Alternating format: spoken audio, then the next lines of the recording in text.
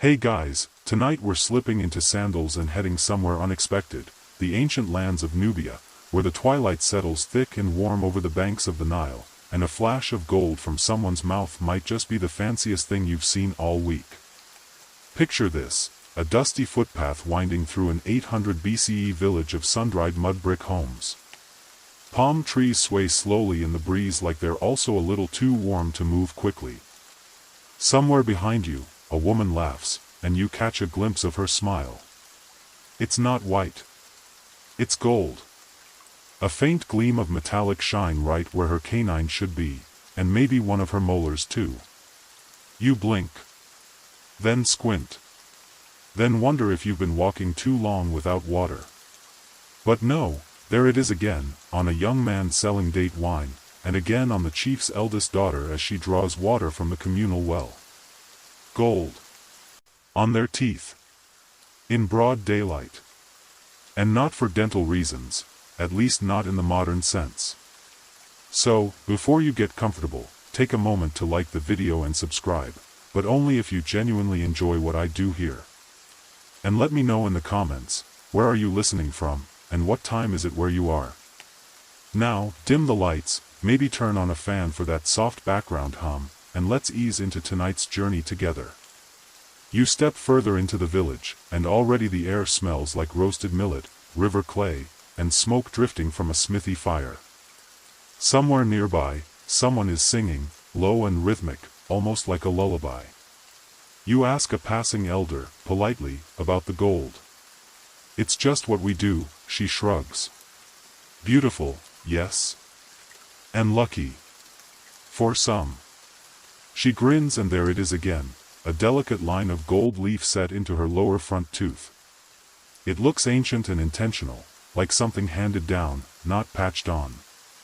Historians still argue whether Nubians invented this style themselves or adapted it from contact with Egypt, but what's clear is that Nubia wasn't just a land of pharaohs' shadows.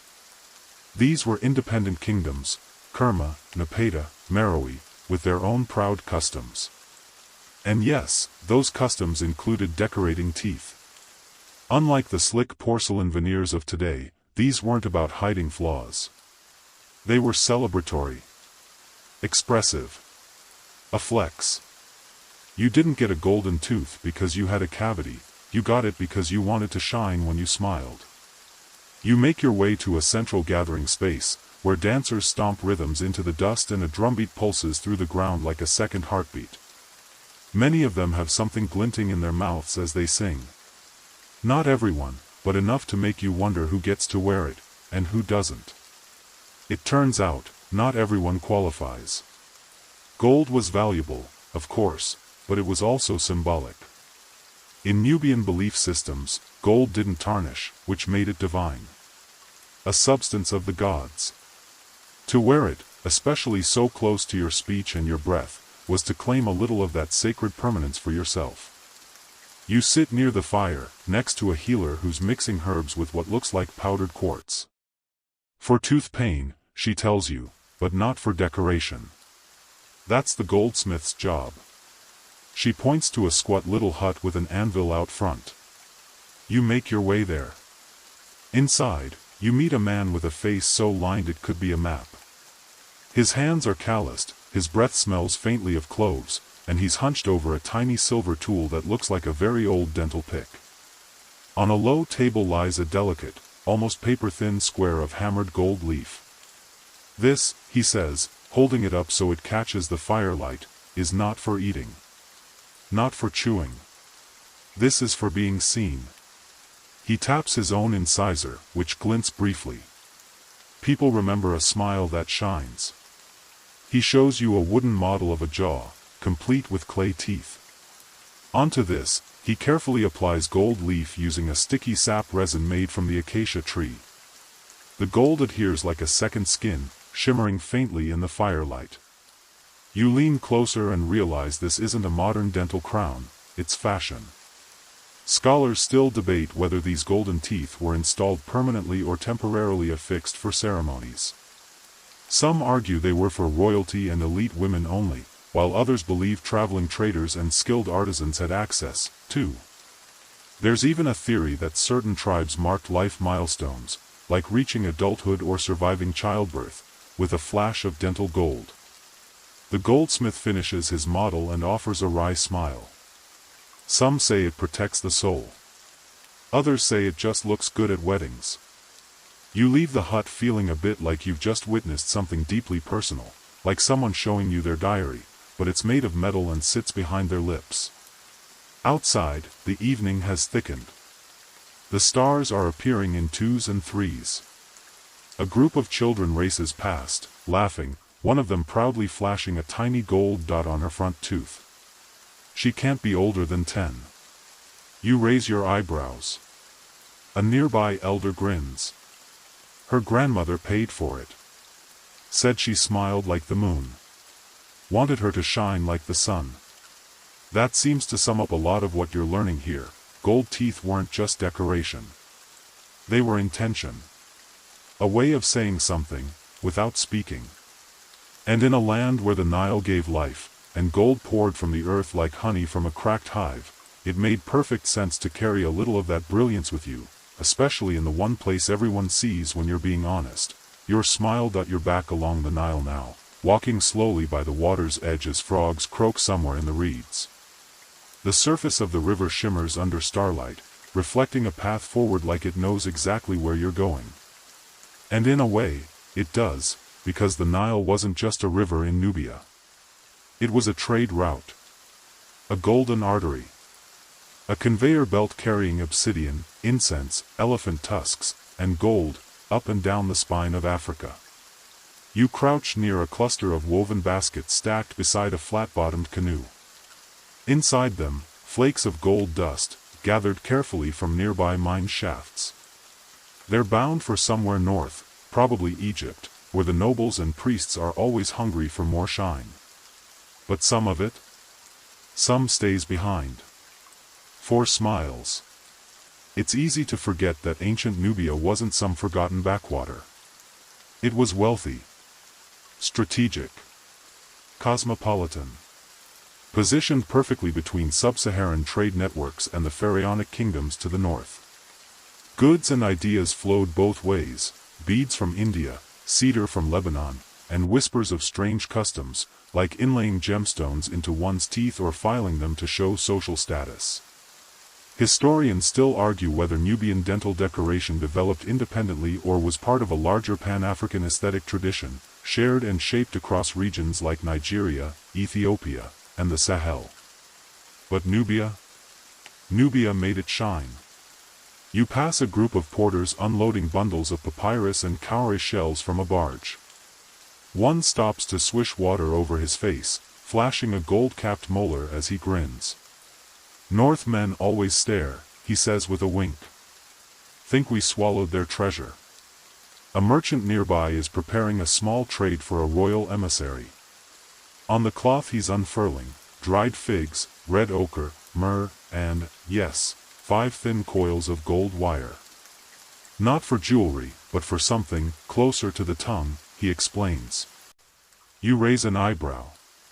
He just smiles. Trade didn't just bring materials. It brought stories. One boy says he heard that in a city upriver, a prince had a tooth made entirely of emerald. Someone else scoffs. Emerald's too soft, they mutter. It would chip the first time he bit a figure. You nod sagely, pretending you've tested gemstone durability with your own molars. Still, the idea of gem teeth lingers. Another tale floats down the river, this one about a queen who had each of her lower teeth coated with a different metal, silver, copper, even iron, to scare off evil spirits, apparently. Whether true or not, the point is clear. In Nubia, the mouth wasn't just a tool. It was a canvas. A warning. A song. You pause under a fig tree and watch as a woman gathers water in a painted jug. Her mouth moves as she hums, some old lullaby about the crocodile who eats only the vein. And yet, her teeth are outlined in a delicate frame of gold. You ask her why. She stops and thinks. The gods see everything, she says at last. But they listen, too. So your words must be beautiful, and they must come from a beautiful place. A poetic answer. And not uncommon. In some oral traditions, especially where speech and storytelling are vital, the mouth holds more than just function. It holds power. To bless, to curse, to recite genealogies, to lead negotiations. You start to understand, adorning your mouth wasn't superficial, it was sacred. You hear whispers about a group of river shamans who used gold leaf on their teeth during trance ceremonies.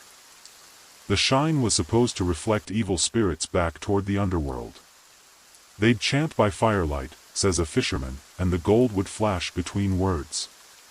It made the magic stronger. Some anthropologists argue this is just myth. Others aren't so sure. After all, gold doesn't just catch the light. It holds it. You pass by a half-submerged ruin, a dock once used by royal couriers. A broken carving along the edge shows two faces in profile, mouths open, each with a single golden square etched inside. Could be symbolic. Could be literal. Could be both. Inside a nearby home, a teenage boy proudly shows you a strip of gold thread his uncle brought back from the north. For my first tooth, he says. When I become a man. You ask which tooth? The one that bites injustice, he replies with a grin. His mother rolls her eyes, but she doesn't correct him. By torchlight, you watch a group of traders negotiate the price of sheep. Their teeth flash in the dark, not just gold, but copper, too. One man's incisors gleam dull and red, like rusted coins. You ask why. Because copper conducts truth, he says, almost annoyed that you'd need to ask. Gold is for joy. Copper is for justice. The Nile winds on beside you, timeless and calm. And suddenly, you understand. The river didn't just carry things, it carried meaning. And gold, in Nubia, was more than adornment. It was language. Code. Identity. Every tooth that gleamed in the sun was part of a long, shimmering conversation, between the earth and the heavens, between past and future, between one person and the many who would look into their mouth and see something. Not vanity. Not wealth. Just a glint of a story too old to tell in words. You wake, or maybe you never quite slept, beneath a faded reed mat roof, the sound of chickens and distant drumming filtering into the dusty stillness. As you rise, someone offers you warm millet porridge and a small carved wooden comb, as if knowing you've been journeying through more than just time. You eat quietly, staring at the golden glint of morning sun hitting the lip of a clay pot nearby. The color reminds you of teeth. Specifically, of the teeth you're here to understand. Today, you're being led to a grove just beyond the village where, according to your host, the finest dental work in ancient Nubia happened, not in temples or palaces, but under the shade of a tamarind tree. The breeze smells like warm sap and mud, and the path is lined with discarded palm husks. You arrive to find a small circle of low stools. On one, a man sharpens a bone tool on a stone slab. Beside him, a leather pouch, a shallow clay bowl, and what looks suspiciously like a goat horn. Sit, he says, not unkindly. Not for work. For watching. He gestures for you to observe a young woman seated before him. She's calm, mouth open, while he delicately applies a thin, reddish sap to one of her molars. Adhesive, he mutters. Acacia. Sweet but strong. He holds up a piece of gold leaf, ultra-thin, shimmering like oil on water, and presses it gently into place using a curved stick. Then, with the goat horn, hollowed at the end, he blows a fine puff of dust across it. The gold catches. Clings. You're impressed. Also slightly horrified. No gloves. No antiseptic. No anesthesia. Just patience, repetition, and, presumably, a decent tolerance for discomfort. Historians still argue how widespread this level of dental artistry was across Nubian society. Was it confined to the elite? Or were there local practitioners like this one in every village, maintaining a quiet tradition of beauty and ceremony passed from hand to hand, mouth to mouth? You spot a collection of bone tools laid out like surgical instruments. One resembles a tiny chisel. Another, a scoop. Still another looks like an early version of dental floss, made from sinew and wrapped in resin. It smells faintly of eucalyptus. The artisan sees you eyeing it. "To clean," he says. "Before the gold." He flicks a bit of dried date from his own molar with a practiced motion. You wonder how much pain these procedures caused. The woman in the chair doesn't flinch, but her fingers grip the stool tightly. There's no numbing, no anesthetic. Only focus. Determination. Maybe even ritual. In fact, some records suggest these sessions were often accompanied by humming, low, rhythmic tones thought to distract the patient and soothe the spirit. You notice now that the man working has been humming under his breath the whole time. Not a song. More like a chant. A few meters away, a child plays with a carved figurine that has golden pegs where its teeth should be. You glance back to the artisan. Training model? He laughs. No. Toy. But yes, also training. Some French scholars believe that children in certain noble Nubian families had their first teeth gilded as early as age 7. Others say this is pure conjecture, based on grave findings and misinterpretations. Still, you look at the figurine and wonder how early someone learns to shine. You're shown a ledger, not on paper, but carved onto a piece of soft bark, marked with lines and pictographs. It appears to be a list of customers, maybe even a schedule. Next to one figure is a symbol resembling a star. Bride, the artisan explains. Needs 2 before the moon turns. You blink. 2 what? He taps his own canine. 4 luck. Back home, the idea of gold teeth might bring to mind rappers or pirates. But here, under this tamarind tree, it's clear this is something deeper. It's not decoration. It's not even a trend. It's heritage, responsibility, status, protection, all layered into a substance soft enough to press into shape and powerful enough to outlive memory. The artisan finishes his work and the woman rinses her mouth with river water. She smiles, and though the gold is subtle, it catches the sun just enough to say, "I have been seen." You ask if the tools are passed down through families. The artisan nods. Father to son. Or daughter. Some women have sharper hands. He chuckles. Sharper tongues, too. You're shown an heirloom case carved from ivory. Inside, an impossibly small pick, a strand of preserved sinew, and a bit of dried bark that smells like mint. My great-grandfather's, he says proudly. He did the king's 3rd wife. There's pride in his voice, not just in the craftsmanship, but in the intimacy of it. To work someone's mouth is to know them.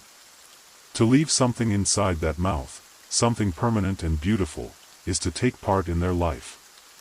You think again of modern dentistry with its numbing agents, sterile gloves, and awkward small talk.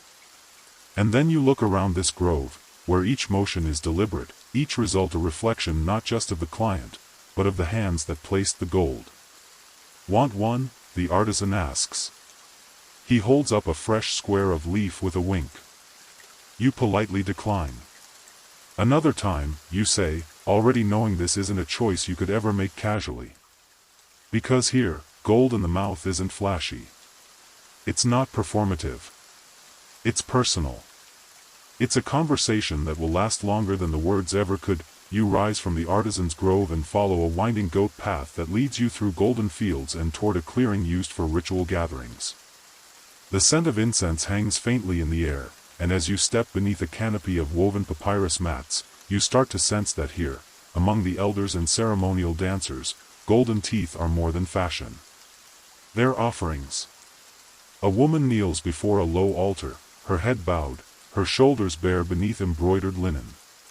In her hands is a small ceramic bowl, and nestled inside it is a single golden cap, polished, gleaming, no bigger than a thumbnail. She doesn't speak. She simply places the bowl among others already resting at the altar's base and backs away in silence. You sit beside a priestess as she grinds frankincense into powder.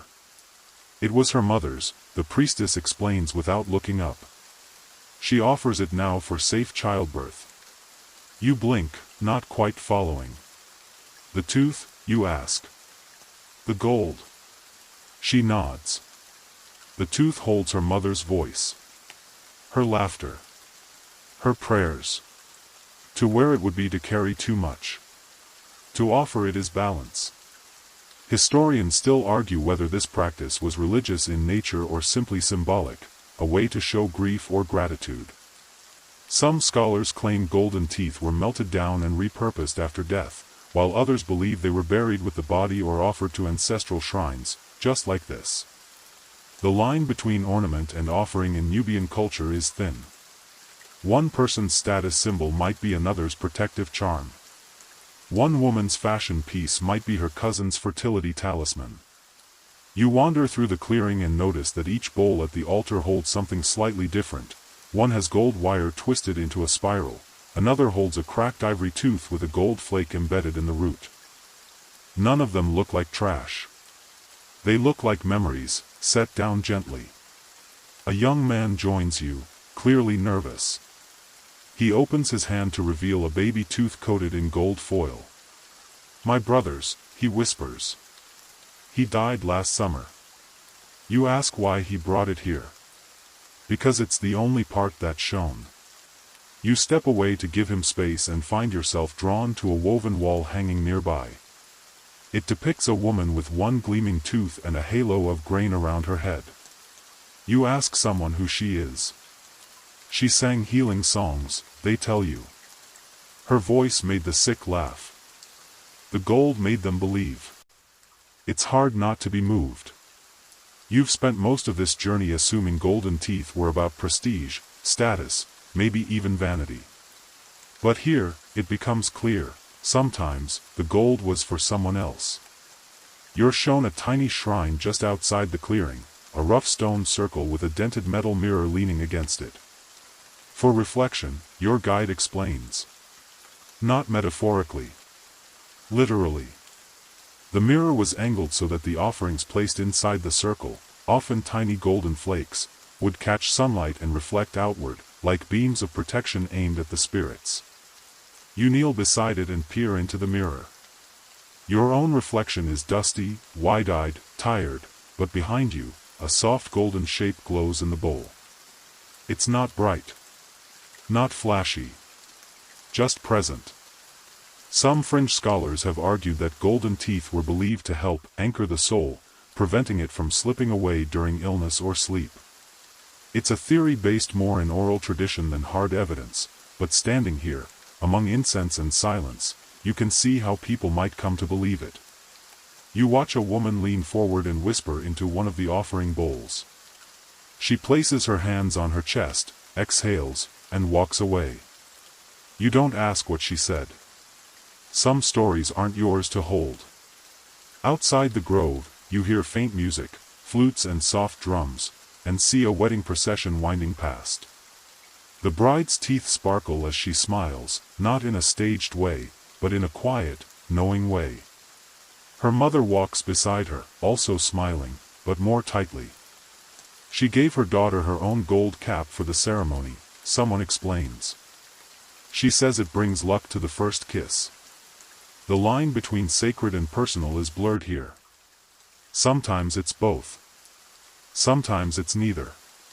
Sometimes, it's just tradition.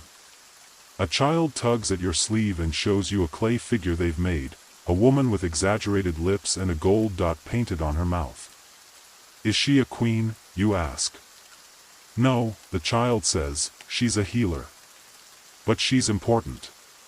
You're beginning to see the pattern, whether the gold adorned a noblewoman's smile, a midwife's laugh, or an elder's final breath, it always meant something.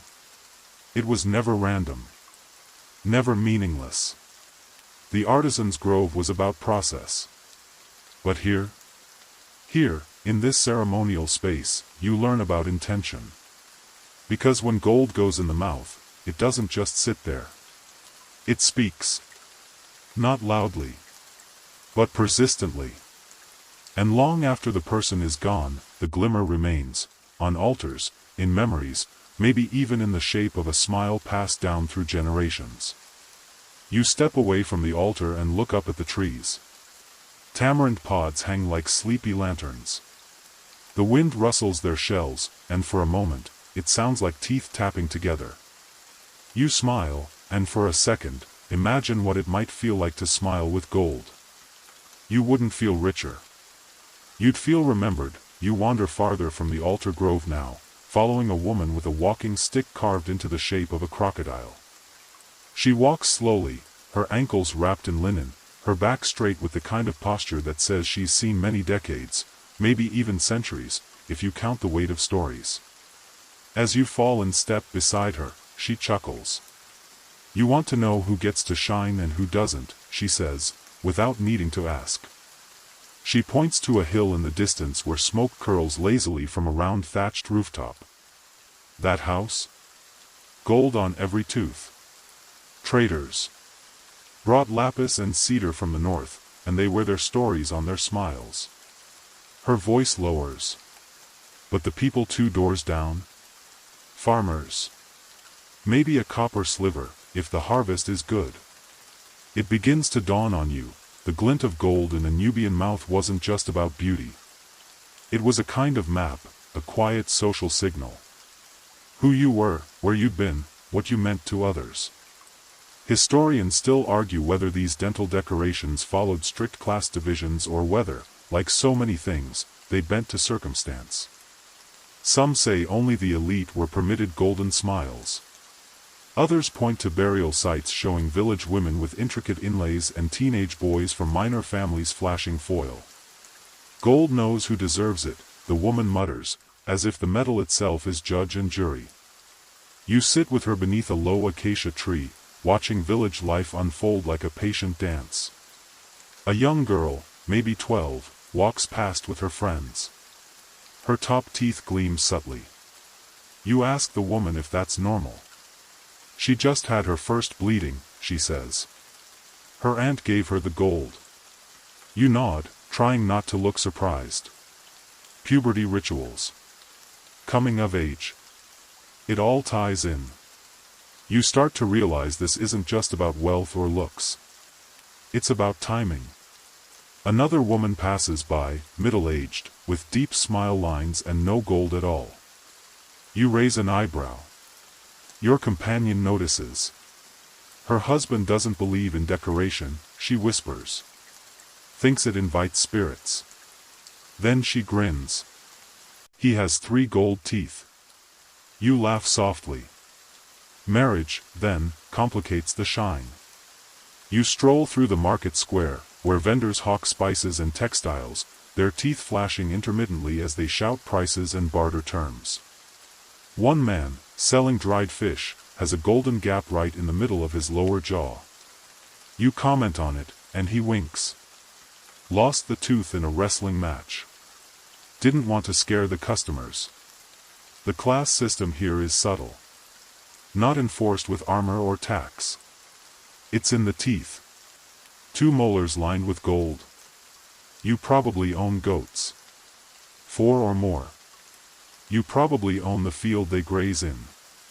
And yet, some of the most gleaming mouths belong to women with dust on their feet and calluses on their hands. My mother's mother was a midwife, one says. She earned each tooth. Your companion leads you to a weaving house where a group of women sits knotting thread into patterns that look like rivers. Their laughter fills the space, sharp and warm. One of them has a single gold dot on her canine. Another, a pair of copper lines framing her front teeth. Sometimes it's not about rank, the woman explains. Sometimes it's about memory. Or a joke. Or a secret. One of the weavers overhears and nods. My cousin and I made a bet when we were girls. Loser had to get gold. You ask who lost. She flashes her front tooth. Best bet I ever lost. You pass a pair of boys playing a game with stones. One has a tooth outlined in what looks like silver. You ask about it, and he shrugs. My uncle owed me for a favor. You press. What kind of favor? He grins. Didn't tell the chief he stole honey. So now we have another layer, gold as currency. Gold as payment. As reward. As hush money, even.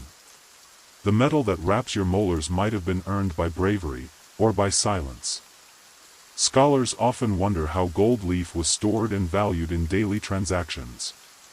Coins weren't the only unit of wealth. Gold was shaped into rings, flattened into sheets, and sometimes, even ground into powder for trade or tribute. But when it landed in the mouth, that meant it was done traveling. It had found a home. At a local gathering house, you meet an old man with 4 bright gold caps, 2 on the top, 2 on the bottom. He leans close and whispers, "Each one for a war I survived." You ask if it was tradition to decorate after battle. He shakes his head. No. It was my idea. If I'm going to bite death, I want him to feel it. You chuckle. You also wonder what stories his enemies told. The woman beside you taps your arm. Gold is like a name. You carry it differently depending on how you got it. You begin to see it all more clearly now. Not everyone could afford to shine, but not everyone wanted to either. Some wore it as armor. Some wore it as a joke. Some as a gift.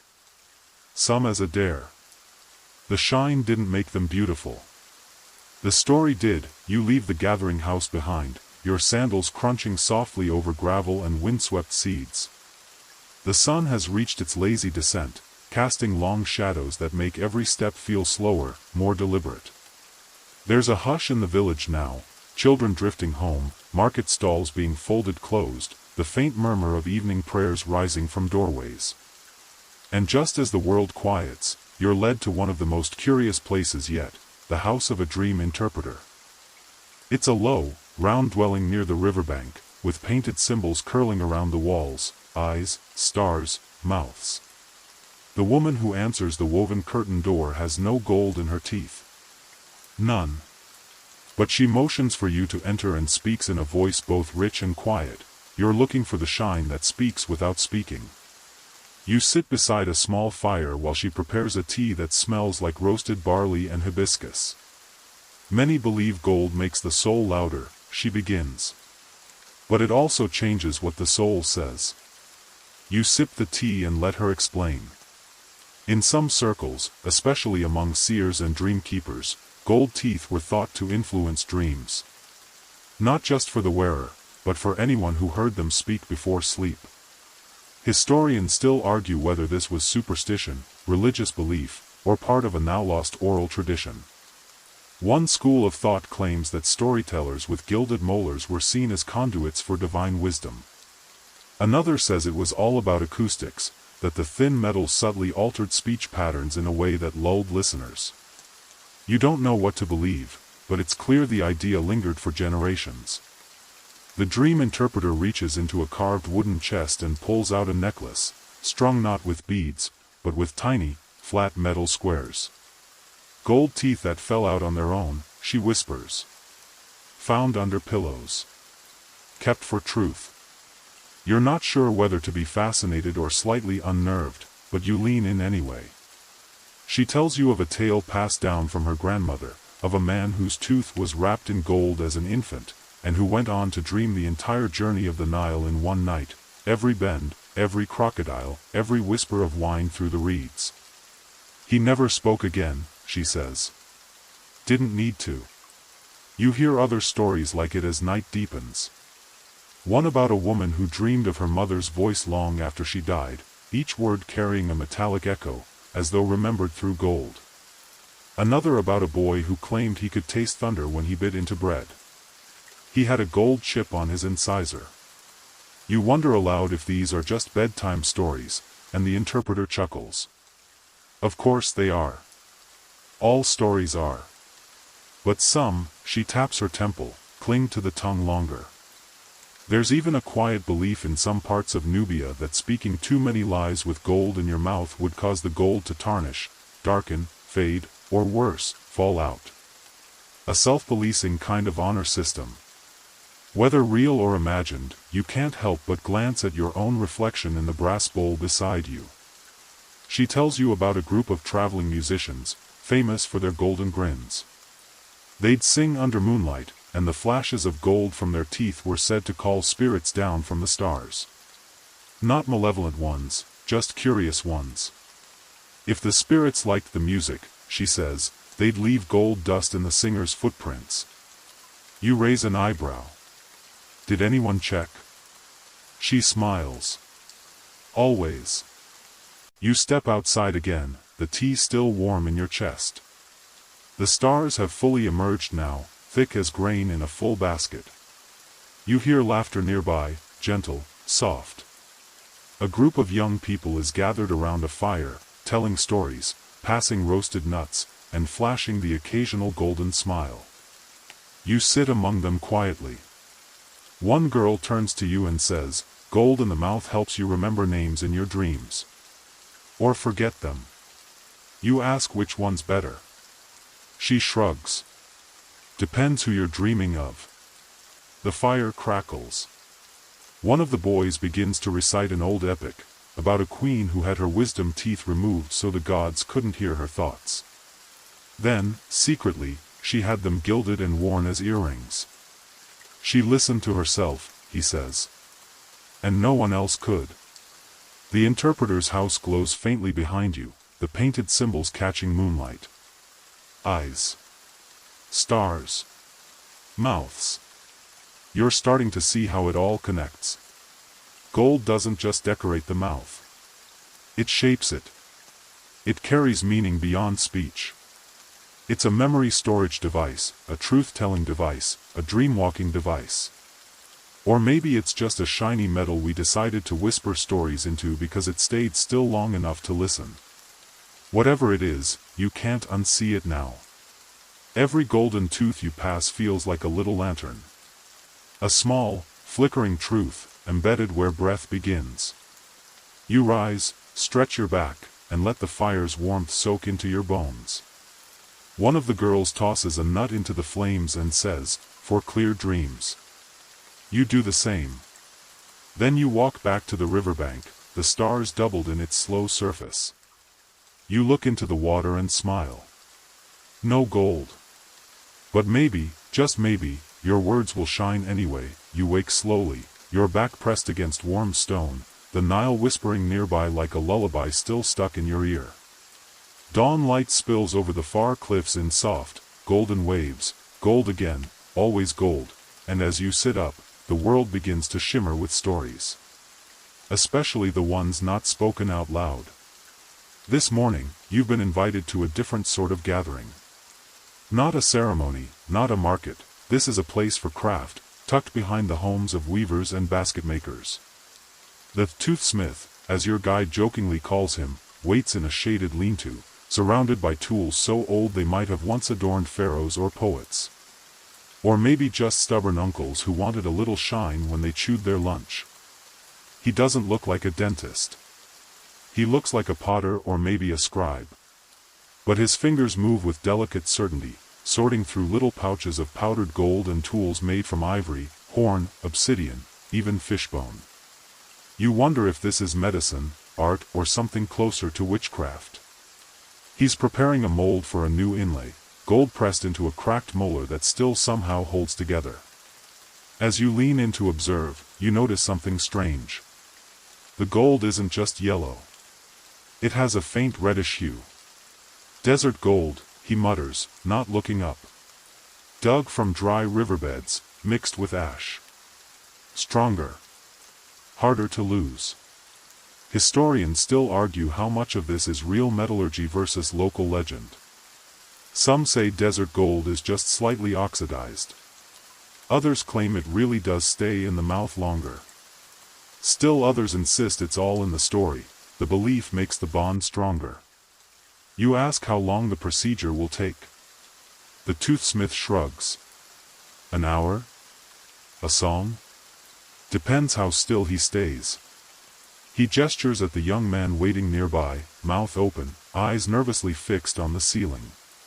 You take a seat across from them and let the rhythm of preparation pull you in. There's a soft whir of grinding, the scent of resin and clove. The toothsmith works with care, occasionally humming under his breath. Not a tune, exactly, more like a murmured prayer. You learn that many of the tools were inherited, handed down from parent to child, worn smooth from decades of use. One pick is so thin, you fear it will snap, but it doesn't. Instead, it slides along the molar's edge like a painter's brush. When the gold is pressed into place, the air seems to hold still. The toothsmith sprinkles a bit of powdered bark over the area, cooling the fire, he calls it. You suspect it's more symbolic than medicinal, but again, the line between the two blurs easily here. Afterward, the young man is given a mirror, bronze, slightly warped, and he smiles. The gold doesn't glint sharply. It glows. Just a little. Just enough. Looks like I tell the truth now, he jokes. You ask what he means. My grandmother said lies burn holes through gold, he explains. So if it stays, I'm honest. You chuckle, but you note the way he touches his cheek afterward, as if unsure. As if he'll be testing that belief with every sentence from here on out. Your guide tells you this isn't unusual. In fact, there's a whole genre of folk tales in Nubia about people whose gold teeth ran away in the night after they broke a promise, or whose fillings turned black when they betrayed a friend. Some say it's just a cautionary tale. Others swear it's happened. The gold listens, they say. You sit with that thought. What if your mouth knew your mind's secrets? What if your smile tattled? Across the work area, an elderly woman is having a gold thread inserted, not between her teeth, but into her gums, carefully stitched by a younger apprentice. You blink. Is this safe? It's symbolic, the apprentice says gently. She's preparing for death. Wants her words to stay sweet in the afterlife. You realize this isn't about beauty. Or class. Or even tradition. It's about legacy. About the idea that something small, shiny, and buried can still speak when your voice no longer does. The toothsmith shows you a small case of failures, pieces that fell out, cracked, turned green, or were removed by their owners. He holds them up like old coins. Each one has a story, he says. Some wanted too much. Some didn't wait long enough. Some were just unlucky. He presses one into your palm. It's warm, surprisingly warm. Maybe from the sun. Maybe from memory. You return it to him with quiet reverence. Before you leave, he offers to decorate one of your teeth, a temporary gilding, just for the evening festival. It'll fade, he says. But it will make you part of the story. You decline gently, not because you don't want it, but because now you understand, you don't earn gold teeth by watching. You earn them by living here. Breathing this air. Telling the stories. The sun begins its slow retreat again, brushing the village rooftops with rose and bronze. The toothsmith waves you off with gold-dusted fingers. You step back into the light, mouth untouched, but mind gleaming. You think about the truth that gets caught between molars. The laughter stored in crowns. The tiny promises hammered into enamel. You think about the lies gold might reveal. Or keep. Or forgive. And for the first time, you don't see golden teeth as ornaments. You see them as records. Tiny, glittering journals that never stop whispering. You wake the next morning in a borrowed bed of woven palm fronds, your limbs draped over warm linen and your dreams still tangled with the taste of clove. You stretch lazily, mouth dry, and for a moment you swear there's something metallic in the air. You blink and remember, last night, the festival. You had watched as the village gathered under flickering lanterns hung from sycamore trees. There was drumming, slow at first, then rising like a heartbeat, and dancers with painted palms and braided hair. And everywhere, smiling, laughing, flashing teeth that caught firelight and moonlight alike, as if the sky were reflecting through every mouth. This morning, the village is quieter. But you're not done. Your host, a grandmother with more rings than fingers, leads you down a winding trail to what she calls the place for old mouths. It's a small cemetery at the edge of the acacia grove, shaded and still, with stone markers worn smooth by time and sand. And here's where it gets interesting. Some of the markers are inlaid with gold. Not much. Just a shimmer. A dot. A crescent. A subtle glint where lichen won't grow.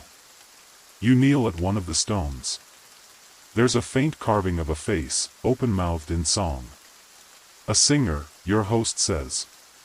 When she died, they buried her voice with her gold. You ask if the gold was placed in her mouth. Your host nods. And her sister placed a second cap in the dirt, so the music would not be lonely. You don't know if it's true, but it feels true. Historians still argue about Nubian burial customs, especially those of commoners. Written records are rare. Much of what we know comes from grave goods, skeletal remains, and layers of oral tradition. But increasingly, archaeologists are finding traces of dental ornamentation among bones that clearly belong to people without noble blood. And not all gold, either. In some graves, the teeth bear evidence of shell inlays, or beads, or even resin-stained bark. One fringe theory suggests that before gold became widely available, other materials were used to signal beauty, virtue, or spiritual power. You sit with that idea a while, that even in death, the mouth mattered. You're shown a funerary mask carved from ebony. The teeth, exquisitely detailed, feature tiny insets of gold foil. But the rest of the face? Bare. It's almost as if the only thing worth preserving was the smile. There's a story your host tells you now, softly, as you walk among the graves. About a boy who died young, 8 or 9, and was buried with a hollowed gold bead in his mouth. Not a cap. Not an inlay. Just a bead. His mother said it would carry his laugh to the stars, your host explains. You think again of gold as a record. As memory. Not just for the living, but for the beyond. At the far end of the cemetery is a small mound, unmarked, but obviously visited. A recent offering of tamarind and millet lies at its base. Toothsmith, your host whispers. The first. You ask if they mean the man you met. She shakes her head. His mother's father. He made gold sing. The belief, it seems, is that some gold doesn't just decorate. It speaks. Not metaphorically, literally. There are tales of tombs where the air echoes faintly with laughter or whispered names. It's the shine, your host says with absolute certainty. The shine remembers. You think of the tools you saw. The powders. The picks. The care. Not just medical, but emotional, spiritual.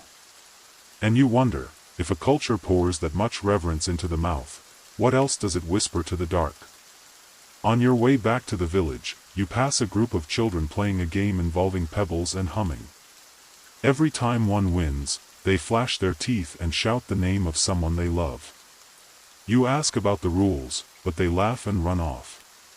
One girl turns and says, "We play until someone lies." You can't tell if she's serious. Later, sitting under the tamarind tree where it all began, you overhear a conversation between two women.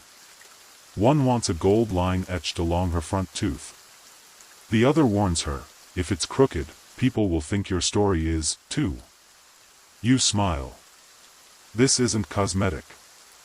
This is storytelling with enamel and metal. It's truth, and myth, etched in molars. You close your eyes, letting the drowsy heat melt into your shoulders, and you try to picture a world without gold teeth now. You can't. Not because of the sparkle. But because of what it means here, quietly, deeply. It's a history not written in books. It's whispered every time someone smiles. You don't go far this time, just across the village square to the shaded veranda of a quiet elder named Olat. He sits cross-legged on a reed mat, surrounded by baskets of things you're not sure you'd want in your mouth: powdered charcoal, dried roots, thin strips of silver, even the sharp shell of a river crab. Olat smiles as you approach, his teeth weathered, crooked, and completely natural. No gold. No silver. Not even a hint of polish. You're disappointed, he says, half laughing. You came looking for gold, and found someone who never bothered. You apologize, but he waves it off. No need. Let's talk about the ones who chose not to shine. This is a part of the story that few think to ask about. The ones who said no. The quiet rebellion of bare mouths. Historians still argue whether abstaining from gold was ever a political act or just a matter of poverty. But as Olat explains it, for some, the choice to keep their teeth untouched was as intentional as others' decisions to gild every incisor. You wear gold when you want to be seen, he says. You wear nothing when you want to see clearly. He describes a sect of spiritualists who avoided all metals in the body, believing that gold interfered with divine messages. These seers were sometimes even consulted by rulers, but never invited to their courts. They didn't want the shine, Olat says. They wanted the silence. You sip cool water as Olat talks. His stories are slower, stretched like sun-dried dates. He tells you of a cousin who removed his golden cap after his wife died, claiming it no longer served the truth. Of a merchant who kept a gold tooth for decades, then had it melted down and offered to the river before retirement. You ask if people judged them. Always, he says. But not loudly. Sometimes, Olat explains, a tooth wasn't left bare for spiritual reasons, but personal ones. A woman might remove a gold inlay after a betrayal, symbolically undoing the trust it represented. A man might choose to keep his cracked molar visible as a reminder of a fight, or a promise broken. You begin to understand that, in a place where every glint of gold carries meaning, so does its absence. Olat gestures toward a row of reed masks drying in the sun. Their mouths are all different, some gold, some blackened, some smooth and blank. These are for the festival next moon, he says. People wear the mouth they wish they had. One of the masks catches your eye. It has no teeth at all, just a pair of gently parted lips painted silver. That one's for a widow, he explains. She wants to be quiet for a while. Later, Olat invites you to join a small circle of villagers gathered for a storytelling night. There are no drums, no flutes, just voices and the occasional clink of teacups. Here, in the hush between tales, the weight of gold, or its absence, feels heavier. A young woman tells a story about her grandmother, who received a gold tooth as a wedding gift, wore it for 50 years, then had it removed the day her husband died. She didn't replace it. Said the shine had done its job. Another man, older, confesses that he once pulled his own tooth in anger, after losing a bet on a harvest. Thought I could undo the luck. Didn't work. There's a gentle laugh from the group. No one judges. Everyone listens. You begin to realize that gold teeth are not just about decoration. They're about editing.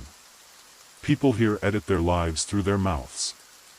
They choose what stories to keep, which to remove, and which to bury.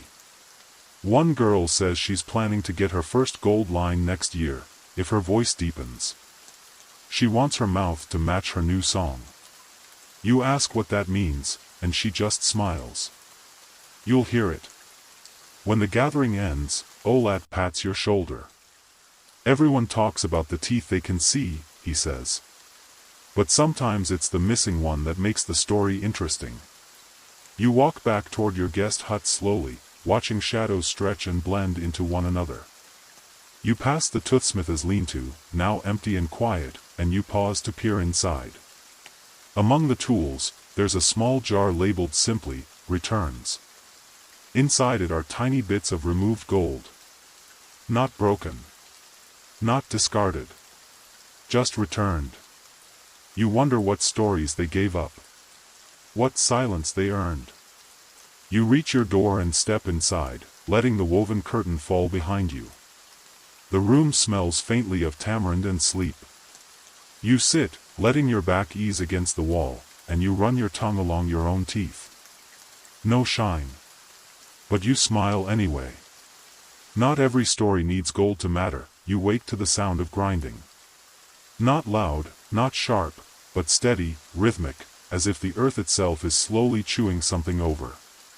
When you step outside, the village is already humming with motion. You follow the sound to the southern edge of the settlement, where a line of young people is gathered near a shaded pit. It's a grinding station, of sorts, but not for grain or pigment. This is for shells. River shells, polished by water, picked from sandbanks, and destined for mouths. A girl about your age stands at the edge of the pit, turning a curved shell over in her hands. She grinds it gently along a stone, then dips it into a bowl of honeyed water. Testing for softness, someone explains beside you. Too brittle, and it breaks when they laugh. You blink. Shell teeth? Historians still argue how widespread this practice was, especially outside the Nile corridor, but in this region, oral histories speak clearly. Before gold became readily available, decorative inlays were made from whatever material could catch the light and hold a secret. Shells, bones, even seeds hardened by ritual smoke. It wasn't about permanence. It was about presence. You sit down beside the grinder and watch as she polishes the edge until it gleams like pearl. "This one's for my cousin," she says. "He just finished his first camel caravan. Wants to show off without spending coin." The shell is small, but smooth. When pressed into a carved groove in the front tooth, it will rest like a river-sent moon. Not flashy, but quietly sacred. Another boy grins at you, flashing 2 chipped shell inlays on either side of his mouth. "They used to shine," he admits. "Now they look like rice." You ask why he hasn't replaced them. "They remind me of who I was. I liked that version of me." As more shells are prepared, you notice something peculiar. Each person treats the process with a kind of ceremony. Not stiff or religious, just intentional. The grinding, the dipping, the checking of light. It's a ritual of becoming.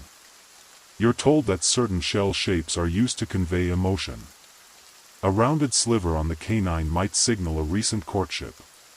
A narrow triangle pressed into the premolar can symbolize a promise, usually to a parent or sibling. One woman claims her tooth held a fragment shaped like a teardrop for 6 months after her brother died. "It fell out the night I forgave him." You try not to gape. The idea that teeth could carry mourning, and release it. A young apprentice steps forward, gesturing for your hands. You offer them, and she smears a bit of river mud across your palm. "Now press it into this," she says, holding out a flat piece of pressed bark. You do, and she nods. "That's the shape of your words. If you ever need a shell to match it, we'll know what to carve." You half laugh, half shiver. "Your words have a shape." She doesn't explain. She just adds the pressed bark to a small shelf marked with glyphs: moon, wave, silence. You wander deeper into the shell working space and find an elder working with a rarer kind of inlay, black obsidian. "Sharp," he mutters. "Like memory." These are less common, harder to grind, more brittle in the mouth, but beautiful in their own way. One mistake, though, and you'll bite your tongue until the gods notice. He shows you a model, a full set of teeth carved from wood, each inlaid with a different material: gold, shell, ivory, even amber. "We used to believe," he says slowly, "that the soul traveled through the teeth to speak. So the material mattered." You ask him what his teeth say. He smiles. "They say I've chewed a lot of stories." You thank him, then linger to observe a final detail: the offerings made beside the grinding pits. Small bowls of salt, dried dates, fragments of pomegranate skin. For sweetness, someone explains. And for memory. It hits you then, this practice is oral history in the most literal sense. These people were their pasts. Their dreams. Their grief. Their flirtations. In the very bones of their smile. And it's not just the gold that speaks. It's the shells that carry sea breath from generations ago. The slivers of fishbone passed down from aunties. The seeds, carved and worn, that hold laughter like spices in clay pots. You walk away slowly, tongue tracing your own molars again. You wonder what your mouth would say, if it had the tools. If your smile could tell the world a single story. What shape would it take? By now, you're beginning to notice something curious. Everyone, old, young, shy, bold, seems to have a relationship with their teeth here that goes far beyond chewing. You pass by a child with one gold dot on her lower molar. A grandmother with no gold at all, but tiny mother-of-pearl pieces glinting when she smiles. A tall trader with silver wire connecting two front teeth, not for utility, but, apparently, as a joke from his caravan days. To keep the lies from falling out, he winks. It's clear this isn't about fashion or even tradition. This is oral identity, as alive and shifting as clothing, dialect, or scent. This morning, you're taken to the memory room.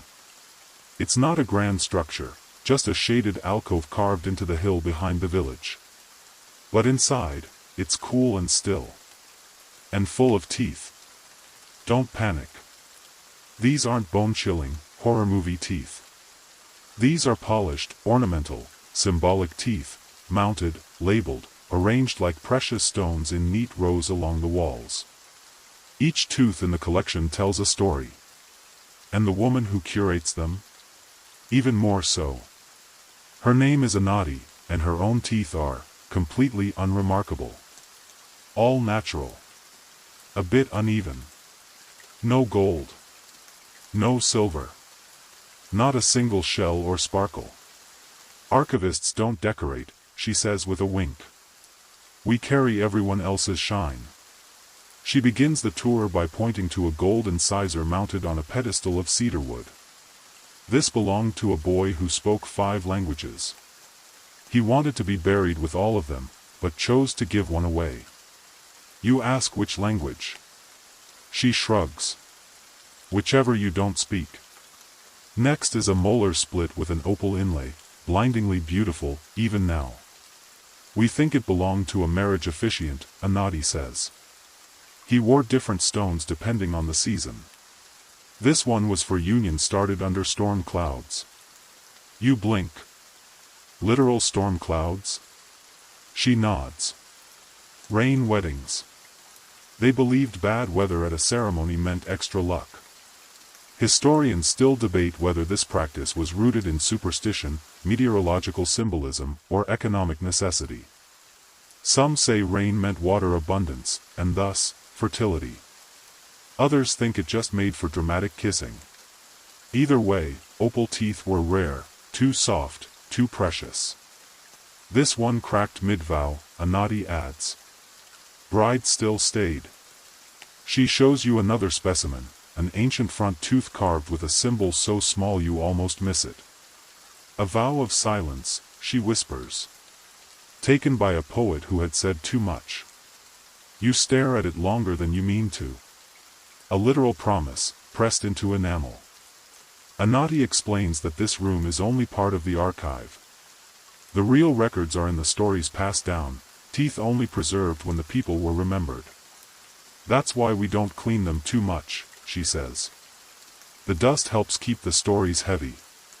One display case features a row of child-sized teeth, all etched with lines and dots.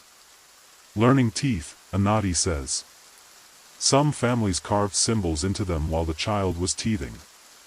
Marked their first word, first walk, first lie. You raise an eyebrow. Lie? She nods. That one has 3 lines. We think the kid was chatty. You ask if any teeth ever go missing.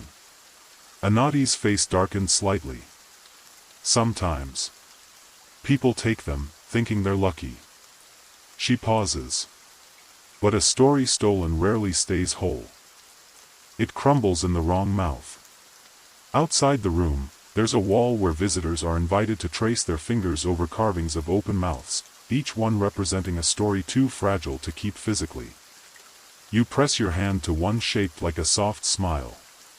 It's cool, smooth, oddly familiar. Anati calls you back.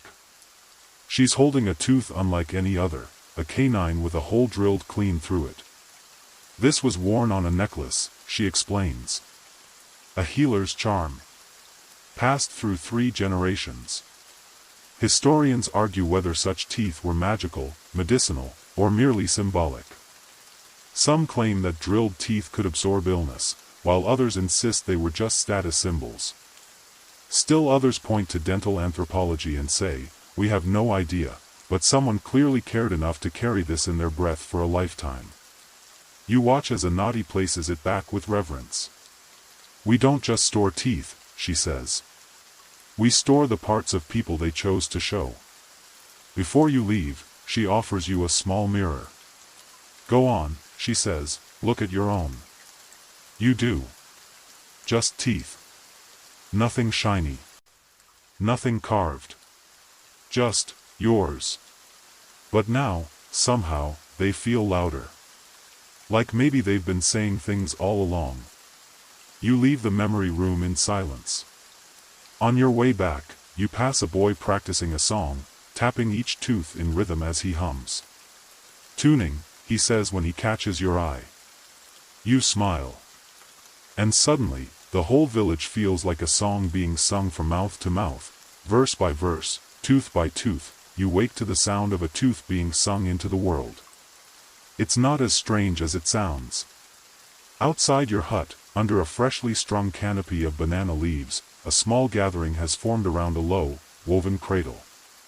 In it, an infant, barely a few weeks old, rests in swaddled calm, while a woman kneels beside him, holding a small carved tooth gently between thumb and forefinger. It's not a real tooth. Not yet. It's a symbolic first tooth, carved from soapstone and streaked faintly with powdered nut bark. And it is being introduced into the community the only way that makes sense here, through song. The woman sings in a low tone, almost a chant, touching the carved tooth to the baby's cheeks, forehead, and then, ever so gently, to his gums. For truth, she says. For sweetness. For strength. You ask what this is. A blessing? A ritual? It's a promise, someone answers beside you. Before the real teeth come, we show them what kind of mouth they're joining. Historians still debate whether such tooth-blessing ceremonies were consistent across ancient African cultures or if they were localized traditions, part family ritual, part folk medicine, part pure poetry. Some argue they helped infants bond with the community through sound and rhythm before language. Others think it was just the adult's way of managing teething with a little hope and honey. Either way, it's beautiful. Later, you're told that the symbolic tooth will be wrapped in cotton and hung over the child's bed until their first tooth arrives. At that point, it's buried beneath the kitchen hearth. So their words will always rise with warmth, your guide explains. You're taken next to a circle of women preparing a powder made from crushed fennel seeds, clove, and ash. For teething pain, one says. Also smells better than goat milk breath. The group laughs softly. A grandmother snorts, when my boy was teething, he bit my ankle. From teething babies to toothless elders, it's becoming increasingly clear, here, the mouth is a timeline. You visit an elder named Dutu, nearly blind, who sits with a small group of children at her feet. She lets them trace the gaps in her gums as she tells stories. That one, she says, pointing with her chin, fell out when I got married. This one left when my second daughter arrived. This one I pulled myself when I lost my goat. The children listen with the kind of focus usually reserved for firelight legends. She's got a whole history in there, one whispers to you. You just have to ask nicely. You learn that, traditionally, some villagers would carve small wooden figurines representing each tooth lost in life, not just baby teeth, but adult ones too. These would be kept in a cloth bag and burned ceremonially at the end of life. The idea, your guide explains, was that your mouth would be whole again in the next world. One fringe theory suggests this practice came from a belief that gods recognize souls by their speech, and thus a full mouth ensures a full greeting. Scholars debate it endlessly. Some say it's purely symbolic, others believe it held real theological weight in pre-Islamic Nubian cosmologies. You're invited to help carve a figurine yourself. It's not easy. The wood splinters, your hands fumble, and your version looks more like a lopsided bean than a tooth. But the others cheer anyway. First tries are always crooked, a boy says. That's how you know they're real. You sit with that. Crooked teeth. Crooked carvings. Straight truth. A young woman named Taya shows you her personal bag of carved tooth figurines. Most are plain, but one is etched with a spiral. That one, she says, is the tooth I lost the day my mother left. I carved it tight, so the memory wouldn't slip. You realize that, in this place, every lost tooth is remembered. Not mourned. Not ignored. Marked. Your guide shows you a communal fire pit ringed with small clay bowls. Each one holds a tooth, some real, some carved, some symbolic. They're left here for a day or two before being buried. It lets the ancestors take a final look, someone murmurs. Make sure the story's ready. It's a strange comfort. You think of your own teeth, those that came out, were discarded, maybe tucked under pillows, traded for coins. You wonder what stories you've left unspoken simply because no one ever asked your molars. Back in the square, the tooth-singing ceremony has ended. The carved soapstone tooth now hangs above the child's cradle, gently swaying in the breeze. You watch the baby yawn, a wide, open-mouthed gesture that seems, suddenly, to contain generations. Not a sound. But definitely a story. You drift into the next day without realizing it, lulled by the rhythm of wooden combs scraping through hair, the gentle bubbling of millet porridge, and somewhere in the distance, the deliberate clink of metal on enamel. Another toothsmith, perhaps. Or maybe just someone checking their smile in a shard of polished obsidian. Today, you're taken to what looks like a workshop, but not the kind with hammers and nails. This is quieter, cleaner, and, oddly, a little perfumed. Rows of flat stones line the benches, each one with grooves worn into it like the steps of an ancient staircase. Above, sunlight filters through reed slats, casting soft lines over everything. Welcome to the tooth painting house. Yes, painting. Not permanent, not surgical. Just pigment. But here, it's more than decoration. It's expression. It's ritual. And sometimes, it's performance. Your guide, a woman named Maria with 3 tiny stripes inked across her 2 front teeth, beckons you forward. Don't worry, she says. It's not poison. We save the bitter stuff for weddings. You sit, and she begins to explain.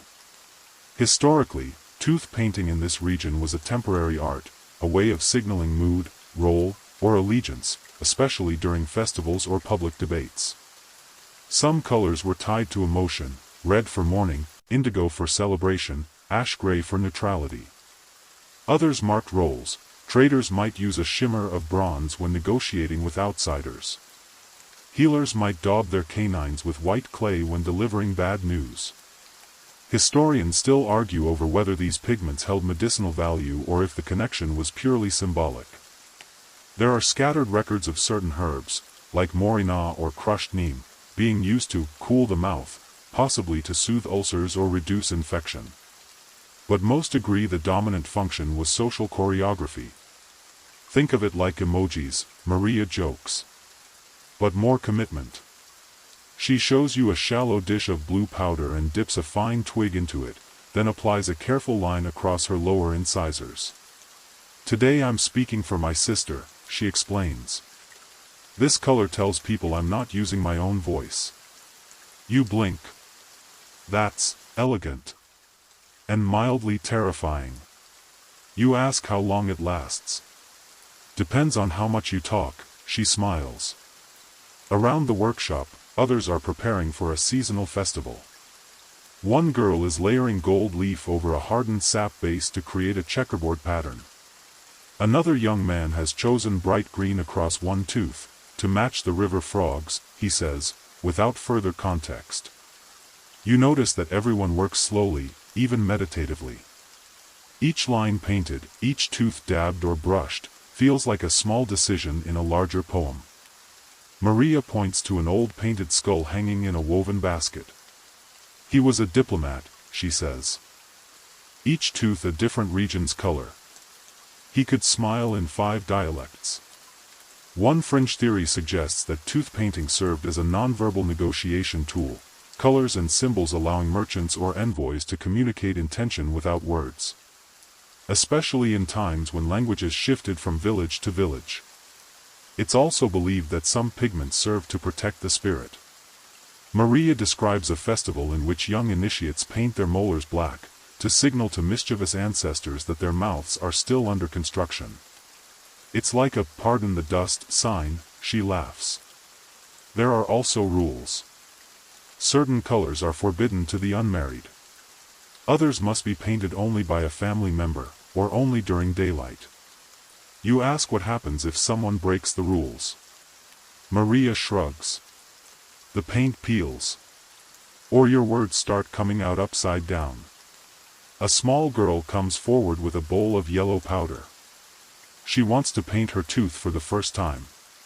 Maria kneels to meet her, mixes the powder with palm oil, and carefully brushes a sun-shaped dot onto the girl's front tooth.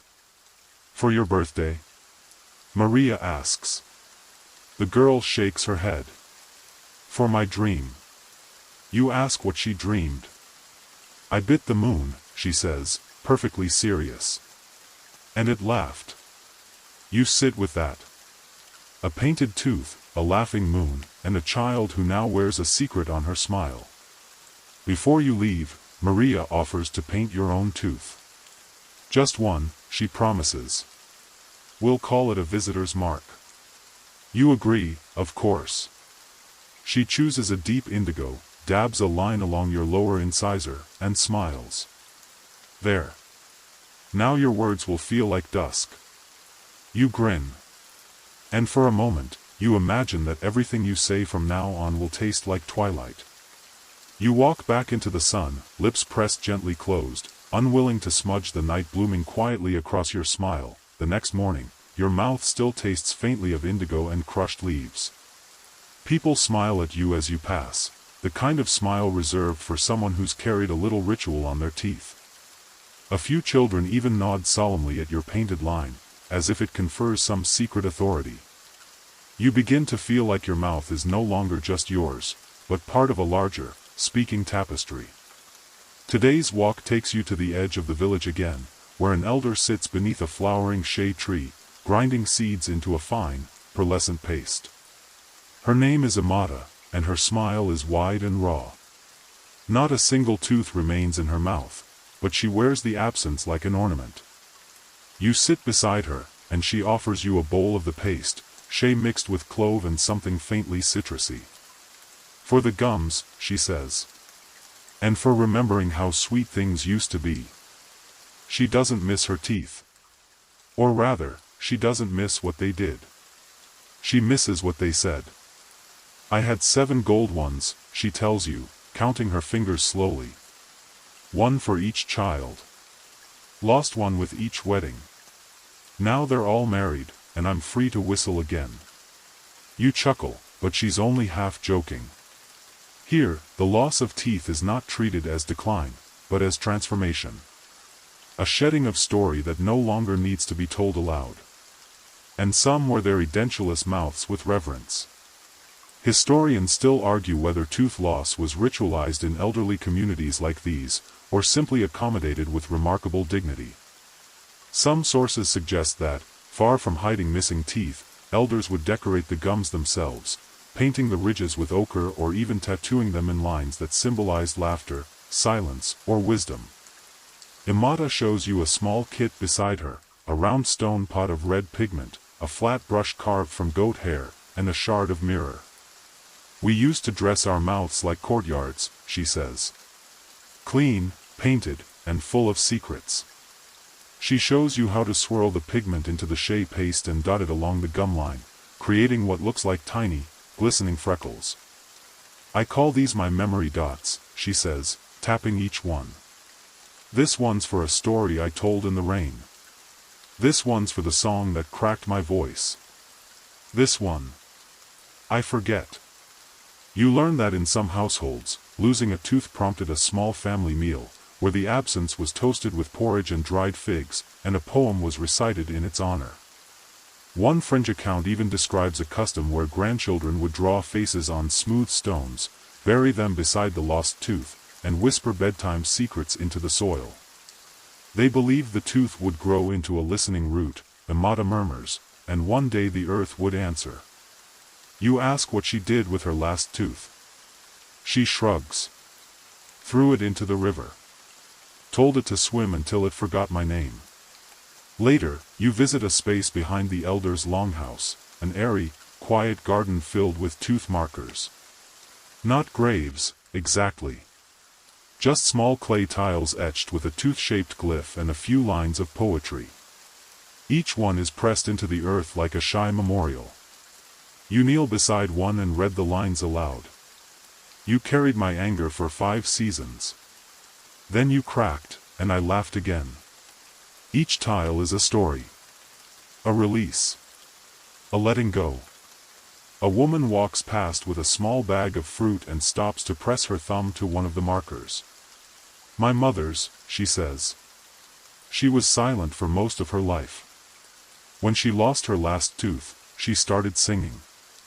The tile she touches is simple, just one word etched into the clay, finally. You begin to see that toothlessness isn't a loss here, it's a stage. The final chapter of a spoken autobiography. When all the decorations, the pigments, the inlays, the shells, all fall away. What remains is voice. Pure. Unadorned. Imata later hands you a soft, leather pouch. Inside is a single, polished pebble carved to resemble a molar. For when yours leave you, she says. So you won't be surprised. You ask if people here fear that day. She laughs. No one fears a sunset. We just hope we're facing west. Back in your hut, you sit with the pebble in your palm. It's smooth. Cool. Strangely comforting. You tuck it under your pillow and lie back, smiling slightly. Not every journey begins with a mouth full of stories. Some begin with the hush that comes after the wind changes tonight. It rustles differently, more deliberate, almost as if it's rehearsing something. When you step outside, the village feels hushed in a ceremonial kind of way. Lamps glow dimly, people murmur in pairs, and a slow drumbeat pulses in the distance like a heartbeat in no hurry. You're told you're just in time for the whisper right. You blink. The what? It's a night for quiet truths, your guide explains, adjusting the woven sash over their shoulder. Everyone chooses one thing they've never said out loud, and says it with their teeth. You wait for elaboration, but that's all you get. The gathering takes place in a low grove lit by fireflies and carefully shielded oil lamps. No fire, no shouting, no dancing. Just people, seated in rings, each one holding a smooth stone or a small cup of water. Some bite gently on carved sticks, others rub their teeth with scented clay. It's like a spa crossed with a confessional crossed with, well, something older. You're ushered to a seat, given a small disc made from pressed tamarind bark, and told to let it melt in your mouth before speaking. So your truth doesn't leave bitterness, someone says. You're not asked to explain yourself. No one is. You simply watch as people rise, one by one, and speak their truths. Not in long stories. Just phrases. Pared down. Whispered. My smile changed after the fire. I kept my father's tooth in a pouch for 8 years. I lied about the gold. It was never for her. I chipped this molar on purpose. So I'd remember. Some speak to the group. Others speak into the wind. A few just bare their teeth to the sky in silence. Historians still debate whether rites like this were meant for communal healing, spiritual clarity, or simply emotional hygiene. Some claim they were rooted in oral law traditions, ensuring truth was not only spoken but heard by the body. Others believe they functioned like exhalations, a safe moment to let go of the weight behind the enamel. One woman rises, holding a carved figure that looks like a tooth crossed with a flute. She hums softly, then speaks. I painted my mouth green for a lie I never told. It still stains the back of my tongue. You're transfixed. Another man clinks 2 silver-capped teeth together, then says simply, "They're hers now. I only borrowed them." You realize that in this culture, the mouth is where memory lives. Not in books. Not in documents. But in the textures of breath and bite. Some participants smear ash across their gums before speaking, believed to open the ancestral channels for wisdom. Others chew a sliver of bitter bark, to remind them that truth has flavor. Your turn comes. No one stares. No one pushes. Just gentle eyes and the quiet sound of wind waiting. You stand, tongue thick with tamarind. You're not sure what you'll say. And then, softly, before you can stop yourself, you whisper. I never thanked the tooth that held my secret. It hangs in the air. Odd. Bare. But somehow, right. You sit again, heart quieter. As the rite continues, you learn more about the cultural uses of silence.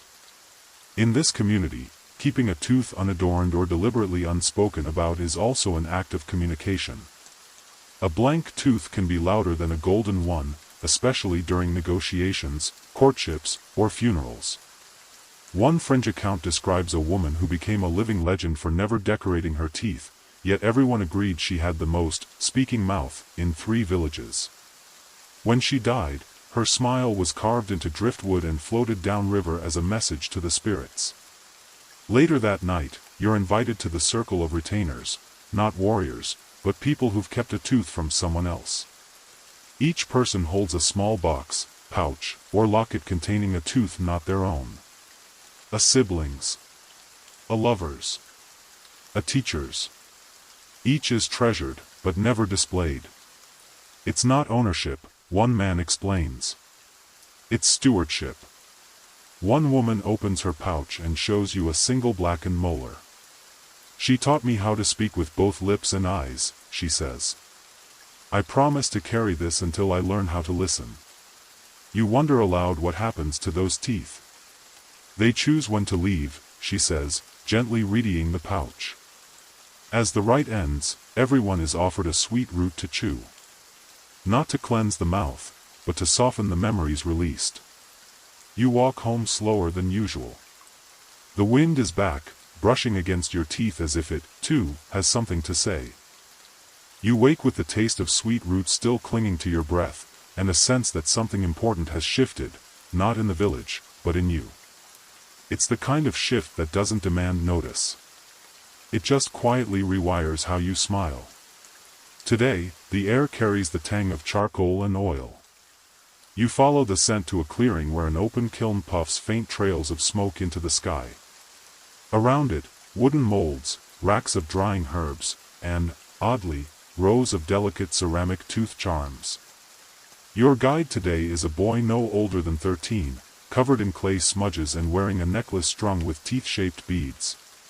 Today's a shaping day, he says proudly. Want to help? You nod, and he hands you a lump of cooled clay, soft and sticky. It's for future teeth, he explains. We make them when someone's going through something. You ask what kind of something. He shrugs.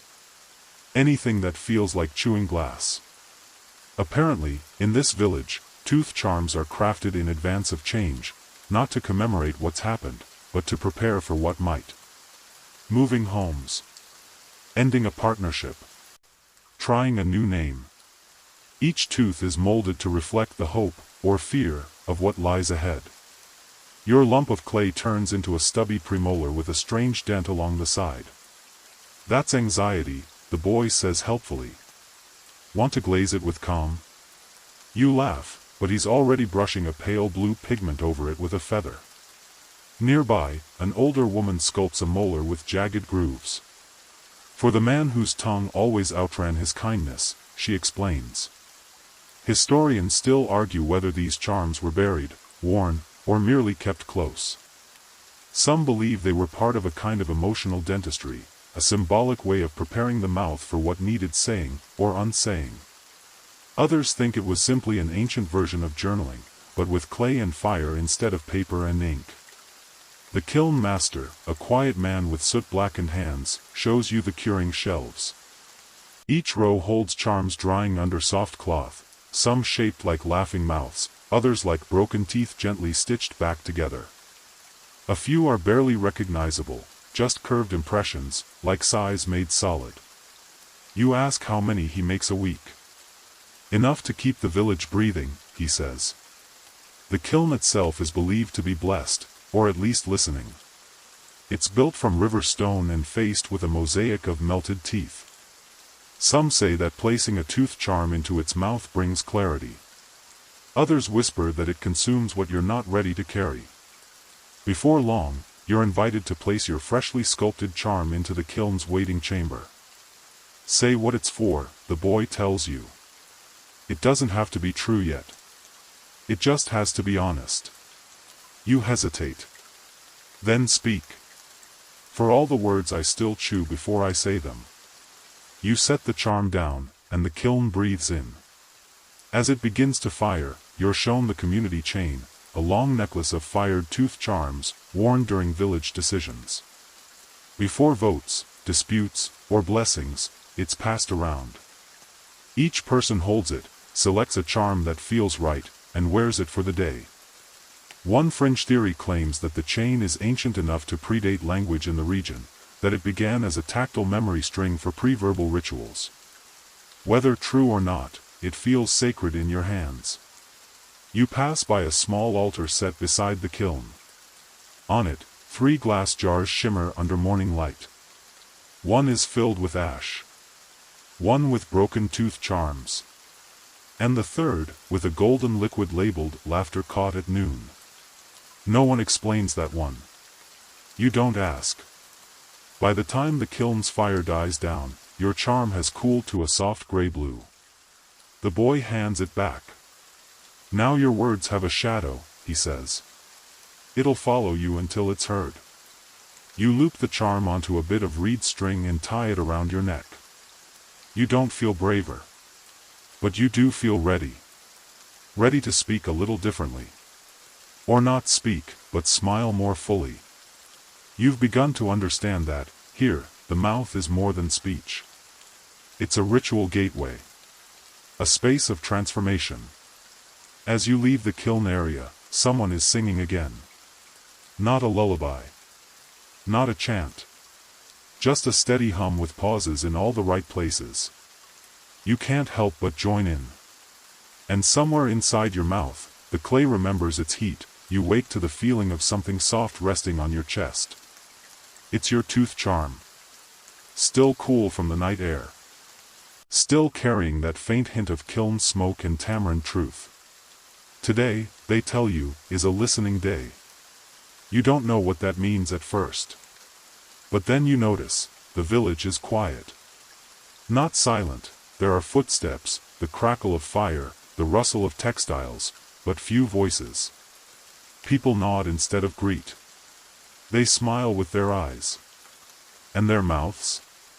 Most are covered. Not with masks, but with thin strips of dyed cloth, pressed gently across the lips and tied behind the ears. Each one marked with a symbol. They're called hush bands, your guide says. for holding back the noise while keeping the meaning. You're given one, deep green, stitched with a white spiral. That means curiosity, she whispers. But careful curiosity. You tie it on and feel yourself slipping into a more observant rhythm. One where words are no longer tools, but echoes waiting to be earned. The idea, you're told, is that once a season, the entire village practices silent observation, to allow the teeth, tongue, and breath to rest. It's for the mouth, your guide says, but also for the ears. They get hungry too. You sit with a group beneath a mango tree, where a woman named Kalai is preparing bundles of dried herbs. Each one is tied with a small tooth-shaped token, carved from bamboo, bone, or resin. These are mouth bundles, she signs with her fingers. To be placed where words get heavy. You help pass them out, one to a grieving widow, one to a child who stopped speaking after a long illness, one to a trader who lost a deal in the mountains.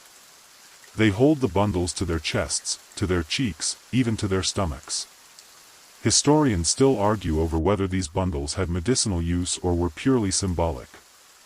Some early accounts describe them as scented compresses for the spirit, while others claim the materials, crushed peppermint, lemon balm, clove, had genuine calming effects on the nervous system.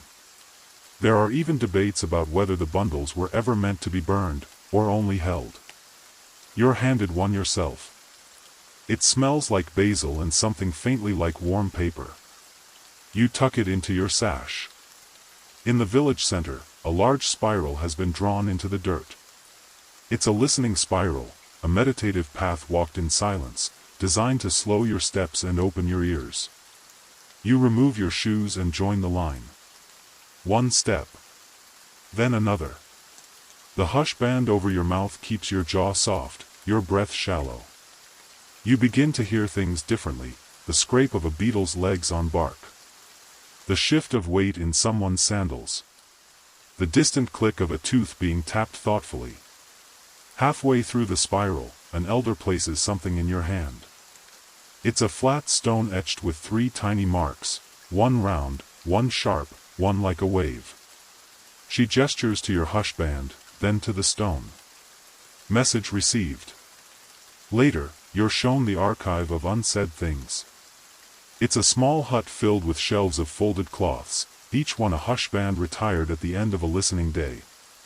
Every band is tagged with a name, a date, and, if the wearer chooses, a single written line. Not always a sentence. Sometimes just a word. A shape. A gesture drawn in ink. One reads, "Forgave him." Another, "Still not ready." Another still, "The tooth cracked, but didn't fall." You feel like you're inside a museum of thoughts no one was forced to say aloud. It's beautiful. One fringe theory holds that these archives served as a kind of communal conscience, a way to balance the spoken records with a space for internal truth.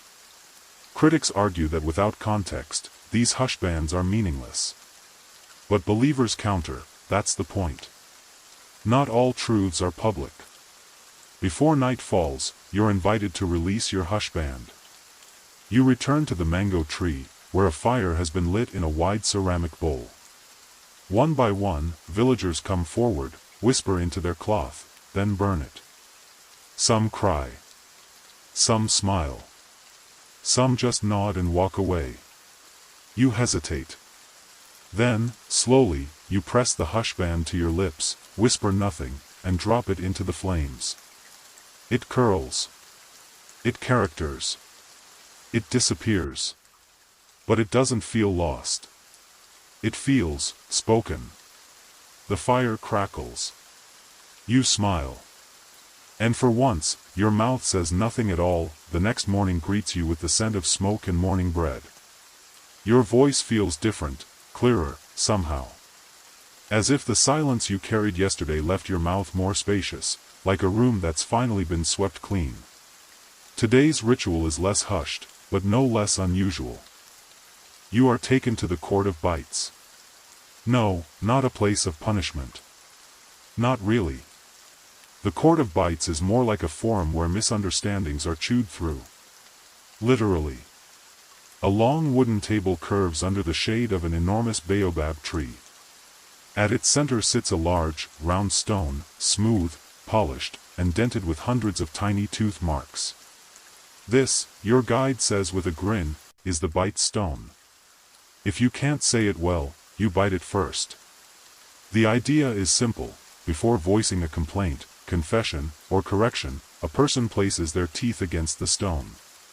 The bite transfers the emotion, the heat, the tension, the fear, so the words that follow are less charged. You watch as two sisters approach. One looks furious, the other sheepish. The angry one bites the stone first, hard enough to leave a fresh crescent mark. Then she exhales, and simply says, "You took the scarf I made for Ma." The younger one bites next, softer. Then replies, "I didn't know it was hers." No yelling. No shame. Just chewing through tension, one molar at a time. Historians still argue whether such rituals emerged from oral traditions meant to resolve disputes without written contracts, or if they were born from symbolic understandings of the mouth as both a weapon and a peace offering. Some theories suggest it began with chewing certain calming roots before arguments, eventually evolving into this more formalized ritual. You're invited to try. You hesitate, but then, thinking of something unresolved, press your teeth gently to the cool stone. It tastes like lime and smoke. You feel a flicker of old annoyance, and then, oddly, relief. Later, you're shown a gallery of historical bite stones, preserved slabs covered in overlapping impressions. Some belong to famous village leaders. Others, to lovers reconciling. A few are anonymous, marked only with date and the phrase, "swallowed the storm." One stone carries a note carved along its edge. "Better bitten here than in the wrong year." The ritual doesn't stop with biting. Each speaker is also offered a flavor token, small discs made from honey, salt, or dried citrus.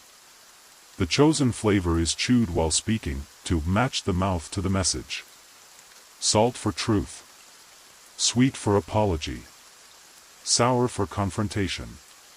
You're handed a flavor token yourself, bittersweet tamarind. You pop it into your mouth, and as the tang hits your tongue, you speak a small confession aloud. "I sometimes smile when I don't mean it." Your guide nods.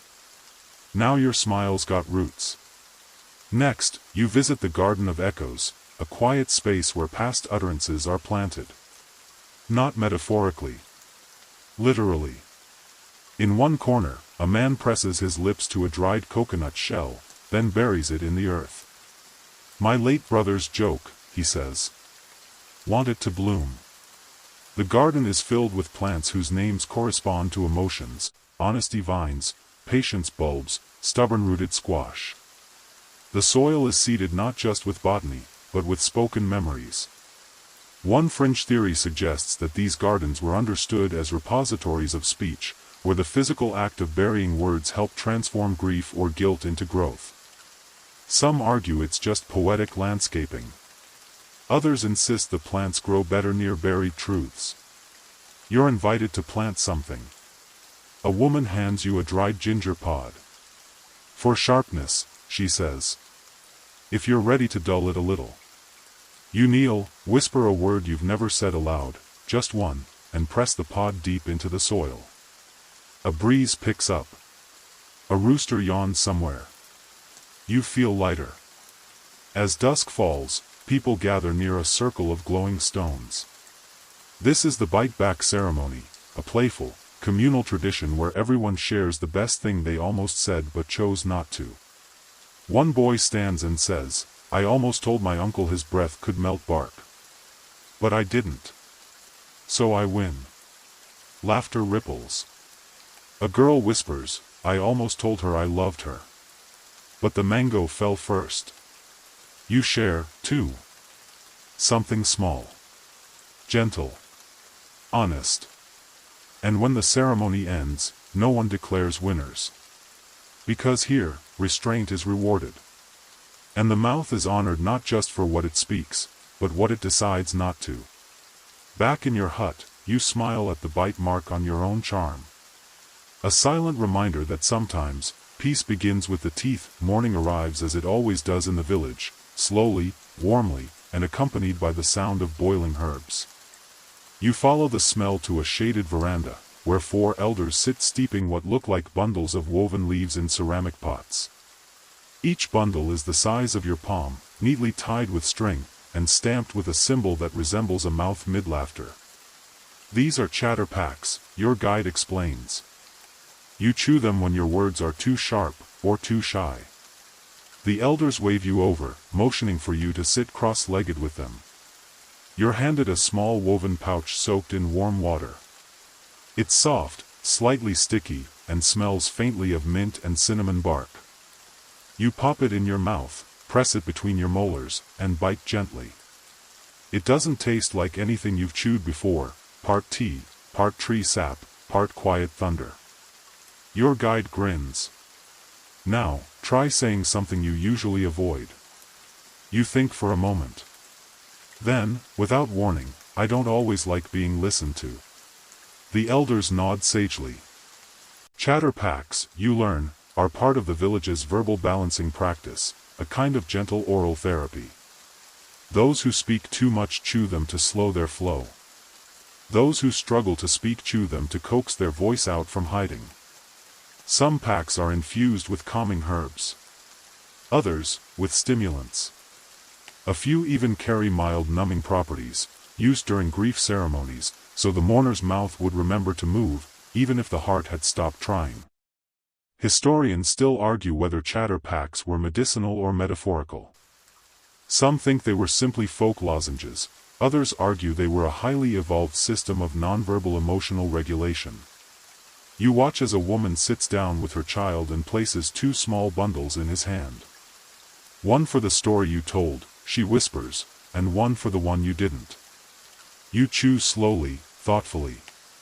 Words come to your lips, some playful, some overdue, but you don't speak them. Not yet. The chewing is enough. Later, you're brought to the mirror pool, a calm body of water surrounded by reeds and small altars made of glass. People sit here in silence, staring at their reflections. Not their eyes. Not their faces. Their mouths. You kneel at the water's edge and study your own. There's a softness there you hadn't noticed before. Not from sleep or sun, but from story. Your mouth has been through quite a journey. Painted, bitten, hushed, sweetened, confessed through. It looks wiser. Beside you, someone mutters, mouths don't age. They accumulate weather. You look at her. She's etching something into the soft mud with a reed stylus. When you glance closer, you see it's a mouth print, like a fingerprint, but from a gentle press of the lips. It's for the archive, she says. We record them. The lip script archive, as it's called, is a shelter not far from the pool, filled with clay tiles each marked by a unique pair of lips. Some are puckered. Some parted. Some smiling faintly. Each tile is dated, labeled with a name or symbol, and sometimes a sentence. You walk the aisles slowly, reading them. He forgave her with teeth. My voice returned after this. The words cracked, but did not leak. One particularly striking tile features lips pressed so deeply into the clay they seem fossilized in mid-sigh. Its label reads only, "Day the silence broke."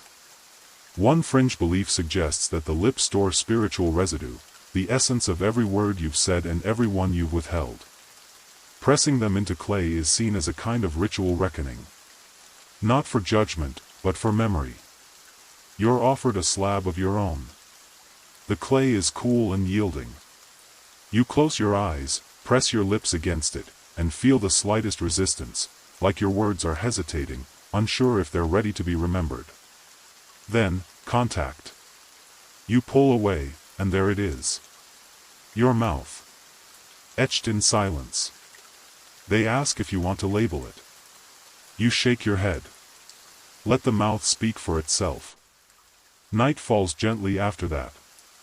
You're given a final chewing leaf, crisp, honey-tipped, and faintly bitter toward the stem.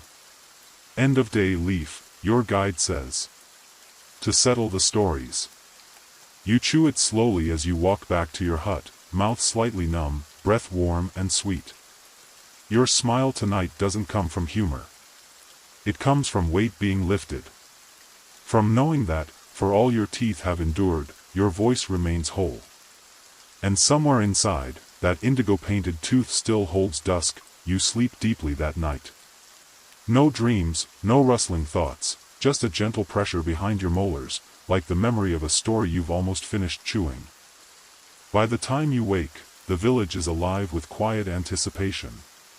Not busy, just aware. You feel it in the pacing of feet, the way people greet each other with subtle tilts of the chin instead of chatter. Your guide meets you at the hut's doorway, wearing a garland of dried banana fibers and what looks like a necklace of tooth fragments, not real ones, but carved from soapstone and painted with natural dye. Today, she says, is for partings. You nod, sensing this isn't just about farewells. It's the day of dislodging, a ceremonial observance honoring anything that has loosened over time. Teeth, yes. But also beliefs. Friendships. Names. Even personal habits. No one pretends that parting is always neat. The first ritual of the day takes place by the mouth tree, a tall, wide-boughed tree said to have absorbed over a century of spoken prayers and unspoken regrets. Its bark is striated with faint marks, some say teeth-shaped, others say clawed by wind. One by one, villagers approach the tree and whisper into a conch shell embedded in the trunk. You join the line. When it's your turn, you press your lips to the warm curve of shell and say the first thing that comes. I think I used to fear softness. You feel the tree hum faintly beneath your fingers. Or maybe it's just your breath returning. From there, you're led to the dislodging table, a long slab of slate where people lay symbolic objects they're ready to release. Some place old toothbrushes or mirrors. Others place wrapped herbs, hair combs, or small ceramic figures of teeth. You place your tooth charm down gently. The one from the kiln. The one you made with blue glaze and quiet intentions. It's hard to let go. But the guide touches your shoulder and says, let your teeth close around what comes next. The table is cleared at noon, and the items are either returned to the earth, gifted forward, or buried at the foot of the mouth tree. Some are hung from its branches like fruit made of memory. Later, you're invited to participate in the last bite feast. But here's the twist, it's a meal without chewing. Everything is stewed, mashed, softened, sipped. A celebration of rest for the jaw, and reverence for the work it does daily. You eat pumpkin steamed in cinnamon, yam porridge, and fermented coconut milk through a straw.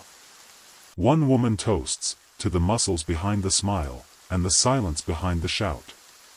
People laugh with their eyes.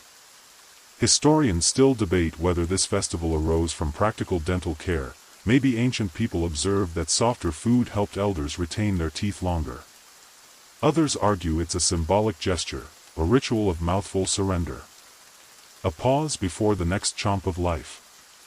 After the meal, the oldest elder in the village, her gums bare, her lips painted with rosewood dye, leads the ceremony of the hollowed mouth. Each person is handed a small wooden disc carved to resemble an open mouth. Inside the hollow, a grain of rice. Nothing more.